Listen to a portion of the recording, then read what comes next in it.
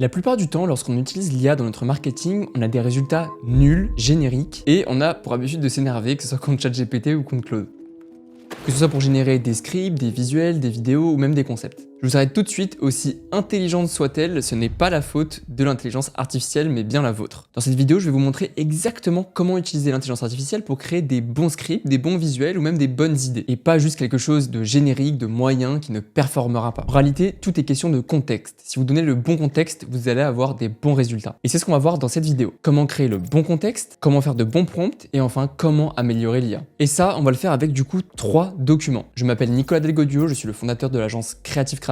On est à l'origine de beaucoup de publicités que vous voyez passer tous les jours dans votre feed. On a fait scaler des marques e-commerce, des applications et des SaaS à plus de 7 voire 8 chiffres de chiffre d'affaires annuel. Pour résumer, il vous faut 3 documents. Le premier, ça va être le document de marque, ce que j'appelle le brand document. Ça va être vraiment votre identité de marque, toutes les informations par rapport à votre marque, pour que l'IA puisse la connaître. Le deuxième, ça va être le skills document. Ça va être toutes les informations par rapport à la compétence que vous voulez que l'IA ait. Est-ce que c'est des scripts? Est-ce que c'est faire des visuels? Est-ce que c'est avoir des idées de concept? Et enfin, le troisième document, le plus important, je dirais celui qui fait le 80-20, c'est un document avec les top performances et les mauvaises performances de chaque compétence. Vous inquiétez pas, je vais tout vous expliquer en détail maintenant. Petite règle d'or d'abord, avant de montrer du coup les 3 documents, c'est que l'IA est un amplificateur, ce n'est pas un créateur. Si vous êtes confus, alors l'IA sera confuse. Par contre, si vous êtes précis et que vous savez ce que vous voulez, alors l'IA deviendra très puissante. On a généré des millions d'euros de chiffre d'affaires en utilisant les IA pour nous aider à faire des scripts pour amplifier nos pensées et les pensées de nos creative stratégistes. Donc je vous assure que ces méthodes-là fonctionnent. Si vous voulez parler à une IA, c'est comme briefer quelqu'un qui est junior dans un métier. Si vous lui dites juste fais une pub, alors c'est sûr et certain que vous allez avoir quelque chose qui est très mauvais. Par contre, si vous lui dites voilà notre marque, voilà notre audience, voilà ses craintes, voilà les angles marketing qui fonctionnent le mieux, voilà nos meilleures performances et nos performances les plus mauvaises, et ben là l'IA devient réellement une machine au service de la compétence que vous lui avez donnée. On va directement passer au brand document. Il sert à répondre à une question très simple. Qui est la marque? Qui es-tu? Dedans, on va mettre ce que vend la marque, à qui elle s'adresse, ses bénéfices clés, ses objections principales, les objections avant achat principales qu'elle rencontre, le ton que vous voulez employer, est-ce que c'est un ton humoristique, est-ce que c'est un ton classe, ce qu'elle peut dire et ne pas dire, entre guillemets, vos guidelines. Et ce document, il est très important parce que sans ce document, l'IA ne connaît pas votre marque, elle ne connaît pas votre marque comme vous la connaissez. Et pour remplir ce document, vous inquiétez pas, j'ai une petite surprise pour vous qui va arriver juste après. Vous pouvez très bien faire le document vous-même ou faire une recherche approfondie sur ChatGPT et ensuite compléter le document vous-même. C'est une fonctionnalité sur le ChatGPT payant, vous pouvez juste cliquer sur recherche approfondie, faire un très bon prompt et ensuite l'IA pourra remplir le document que vous lui donnez assez aisément. Et ensuite, évidemment, vous êtes par contre obligé d'aller voir ce que l'IA a mis et de remplir ensuite vous-même, car si vous ne faites pas ce travail, si vous ne faites pas cette moitié du chemin, c'est sûr et certain, vous n'allez pas réussir à avoir des IA qui fonctionnent. Bon, vous me connaissez, je vous ai évidemment préparé un document de brand context à remplir, ou bien que vous pouvez très bien envoyer à ChatGPT. Pour ça, vous avez juste à commenter brand et je vous l'enverrai. Et s'il vous plaît, profitez pour vous abonner, lâcher un like, ça fait toujours extrêmement plaisir. Merci à chaque fois pour tous vos commentaires sous les vidéos, c'est vraiment génial et ça me pousse à en faire de plus en plus et de meilleure qualité. Numéro 2, le document de compétences, le skills document. Ce document explique exactement comment faire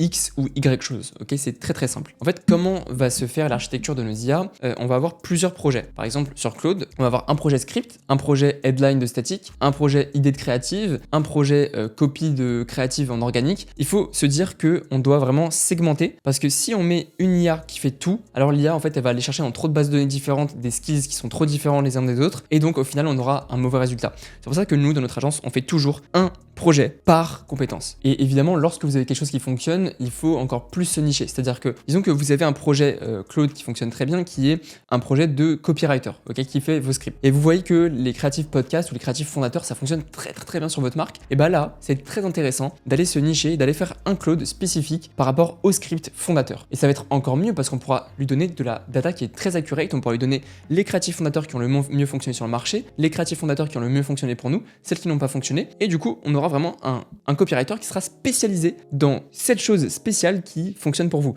Donc en fait, c'est génial. Il faut que vous vous dites que l'IA va tout faire pour être généraliste et l'IA n'est pas programmée pour vous donner une bonne réponse, elle est programmée pour ne pas vous donner une mauvaise réponse. C'est pour ça qu'on préfère justement découper les IA en plusieurs skills, comme ça évite d'avoir ce delta de ne pas donner la mauvaise réponse et d'être trop généraliste. Donc par exemple, si je prends le fait d'écrire un script, l'IA doit du coup savoir comment écrire un bon script publicitaire, elle doit connaître le copywriting, les émotions qui vendent, elle doit savoir ce qu'est un bon hook, ce qui est ensuite après le hook, le body, body, ensuite le CTA. Elle doit savoir comment écrire un bon hook. Elle doit savoir aussi ce qu'on attend en output, quel est le résultat attendu. Et elle doit savoir aussi comment formater du coup sa réponse. Par exemple, si vous demandez un script à l'IA, une publicité, elle va vous donner le script plus les scènes, plus les b-rolls. Nous on veut pas ça. Si on veut juste le script, il faut lui dire également quelle est la durée du script qu'on veut. Bon, tout ça, ça va se jouer dans le prompt, mais c'est parfois aussi bien de le mettre dans le skills document pour pas se répéter à chaque fois. Donc il faut se dire que ce document, il transforme réellement l'IA en spécialiste. Alors comment faire ce document? En réalité, c'est beaucoup plus simple qu'on ne le croit. Vous allez très simplement aller sur toutes les vidéos YouTube des experts dans votre niche. Par exemple, vous pouvez prendre des articles de David Ogilvy, qui est un grand copywriter. Vous pouvez également prendre des vidéos YouTube de, par exemple, Alex Hormozy sur le copywriting. Vous allez transcrire du coup toutes ces vidéos, vous allez les faire résumer par ChatGPT avec des bullet points et vraiment des règles à respecter, des choses à ne absolument pas faire. Et vous allez mettre tout ça dans un skills document. Vous pouvez également transcrire certaines vidéos de cette chaîne YouTube. Le but, c'est que vous preniez vraiment des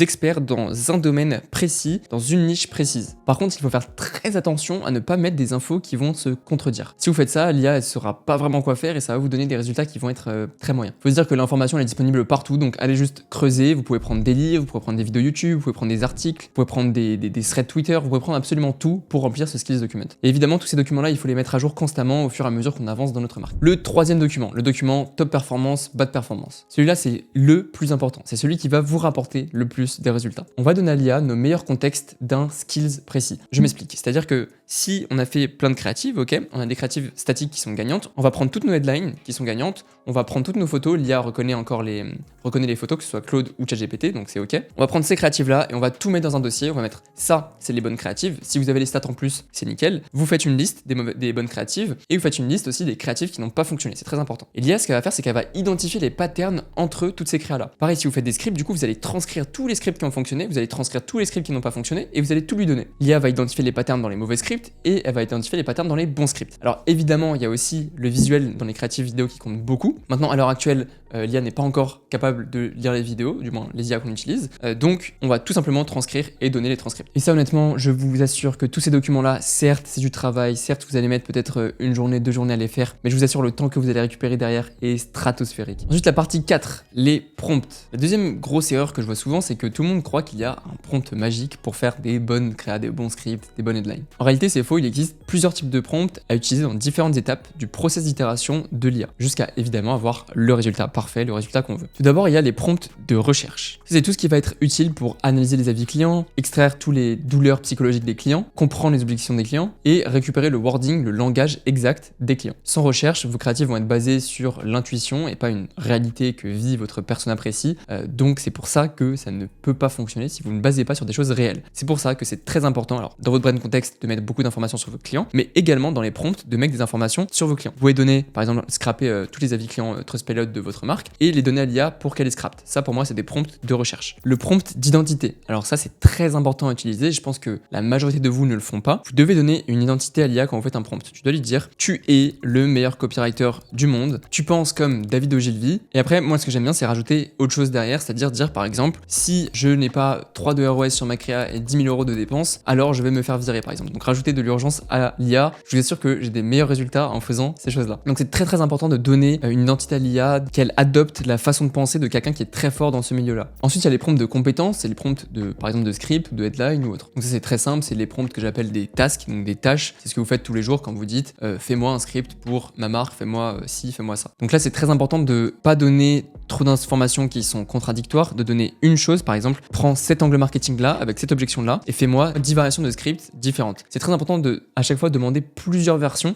Comme ça, après, on peut comparer, on peut dire laquelle est la meilleure. Et après, du coup, on pourra dire à l'IA pourquoi ce script-là qu'il a fait est meilleur. Du coup, il comprendra comment itérer sur ce script-là et ça rendra tout le processus beaucoup plus simple que de juste avoir un seul script. Donc, on a une seule option. On va avoir là, par exemple, 10 options de script différentes. Et si on choisit un seul des scripts, on explique à l'IA pourquoi, alors ça va être beaucoup plus simple pour elle ensuite de nous donner exactement le résultat attendu. Parce que, évidemment, vous attendez pas à avoir un bon script dès le premier prompt. Les prompts d'itération, ça c'est aussi très important parce qu'on a quasiment jamais le premier résultat voulu en fait en un prompt. Donc, on va faire ce genre de demande. Par exemple, rends ce hook beaucoup plus émotionnel. Base ce hook beaucoup plus sur ce désir-là du client. Raccourcis le script. rallonge le script en remuant beaucoup plus le problème, améliore la clarté du script, ou sinon je considère que ta version est une version 8 sur 10, fais-moi une version 10 sur 10. La dernière partie, comment améliorer votre IA. Ça en réalité ça se joue sur les documents que vous l'avez envoyés, les mettre à jour constamment en fonction de vos nouveaux résultats. Donc c'est très important d'avoir un process de learning dans sa marque. Je ferai sûrement une vidéo YouTube là-dessus, c'est pour ça que c'est très important de t'abonner. Donc un process de learning avec une mémoire créative. Le but c'est vraiment de stocker tous vos tests, de pourquoi vous avez testé cette créative et stocker évidemment ce qui fonctionne et ce qui ne fonctionne pas. Donc vous devez dire à l'IA quand le script est nul, vous devez évidemment expliquer pourquoi vous pensez que c'est nul et vous devez en fait la traiter comme vraiment quelqu'un qui est junior et lui dire ok pourquoi ce script là je pense qu'il est nul, pourquoi tu penses qu'il est nul. Ce qu'il faut retenir de cette vidéo c'est réellement que l'IA est un amplificateur. Si vous êtes bon en creative strategy, vous serez très très bon avec de l'IA. Si vous n'êtes pas très bon en creative strategy, vous serez encore plus nul avec de l'IA. Les meilleures créatives ne viennent pas d'un prompt magique, elles viennent d'un bon contexte, d'une très très bonne recherche, d'un bon pilote qui sait gérer l'IA, d'un bon process et d'un très solide process d'itération. Merci beaucoup à tous d'avoir regardé jusqu'à la fin et je vous dis à la prochaine vidéo.